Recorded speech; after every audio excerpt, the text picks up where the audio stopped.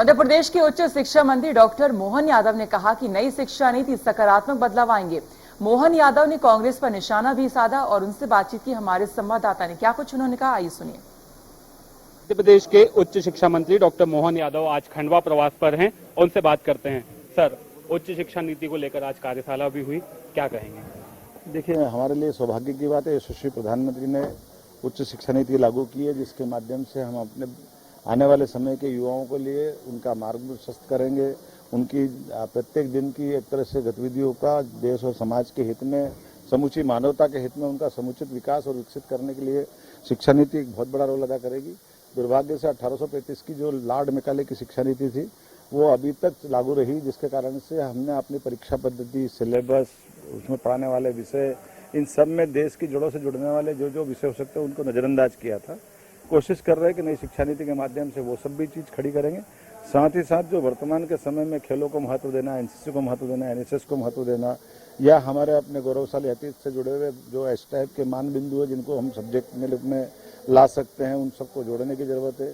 तो उम्मीद कर रहे हैं कि नई शिक्षा नीति के बलबूते पर हम निश्चित रूप से न केवल मध्य प्रदेश भारत में सबसे पहले नंबर पर रहेगा, बल्कि आने वाले इसकी कठिनाइयों से भी बाकी को अवगत कराते हुए नई शिक्षा नीति सफलतापूर्वक लागू हो जाए, ऐसे प्रयास करेंगे। आपने कहा कि कांग्रेस आजादी का श्रेय तो लेती है, लेकिन नीति बनाने में उनसे कहीं न कहीं गड़बड़ी हुई, उन्हें माफ नहीं करेगी जो है पीढ़ी। 100% कांग्रेस ने 47 में जब देश आजाद होकर के आगे बढ़ रहा था तो कांग्रेस को ये चाहिए था कि उस समय नई शिक्षा नीति लागू करते और शिक्षा नीति के माध्यम से महात्मा गांधी जो राम राज्य की कल्पना करते थे उस दिशा में कुछ काम करते। लेकिन दुर्भाग्य से ऐसा कुछ नहीं हुआ। 1968 में शिक्षा नीति पहली बार इंदिरा गांधी जी के माध्यम से आई थी, लेकिन उसने भी 1968 की शिक्षा नीति में 1835 में कोई बदलाव नहीं आया, और न ही 1986 में दोबारा जब राजीव गांधी की शिक्षा नीति आई तब भी कोई बदलाव नहीं हुआ।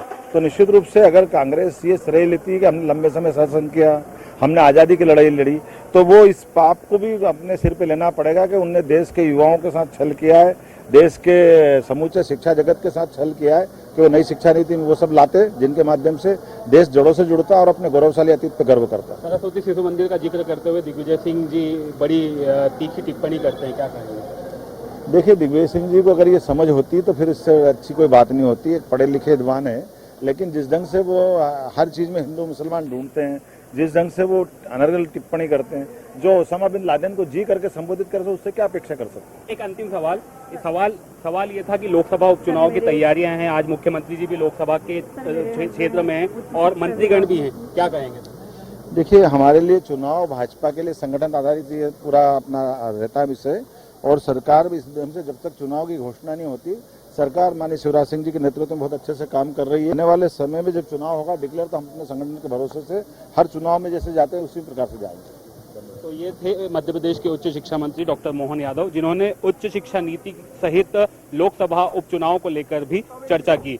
Amit Jaiswal, India news, Khandwa.